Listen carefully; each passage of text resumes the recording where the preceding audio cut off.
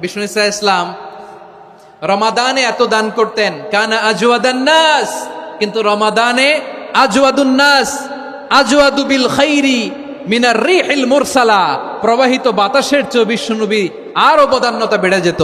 প্রবাহিত বাতাস যেমনি সবাইরে বাতাস দেয়, আস্তিক নাস্তিক মুমিন কাফির সবাইকে শীতল করে দেয়, তেমনি নবীজির রমাদানের দান ছিল এমন, কেউ নবীর কাছে চেয়ে ফিরে গিয়েছে এর নজির নাই। জোরে বলেন সুবহানাল্লাহ। রমাদানে দান করব, ইফতার শেয়ার করব। কাউকে ইফতারি করালে সারাদিন রোজা রেখে তার যে সওয়াব, আপনি ইফতার করানোর কারণে আপনার আমলনামায় ওই সওয়াব আল্লাহ ঢুকায় দিবেন। পড়েন সুবহানাল্লাহ। সাহাবারা বললেন, নবী আমরা গরিব মানুষ, ইফতারি খাওয়ানোর পয়সা নাই। আল্লাহর হাবিব বললেন, ওয়ালাউ বিমাজকাতি লাবান, এক ঢোক দুধ, ওয়ালাউ বিতামরা, একটাও খেজুর, ওয়ালাউ বিশারবাতিমা, এক ঢোক পানি খাইয়েও যদি কারো রোজা ভাঙাও, তারপরে ওই সওয়াব তোমার আমলনামায় দিবে কে? তাহলে মুক্ত হস্তে দান করুন, 4 নাম্বার। 5 নাম্বার হচ্ছে কদর।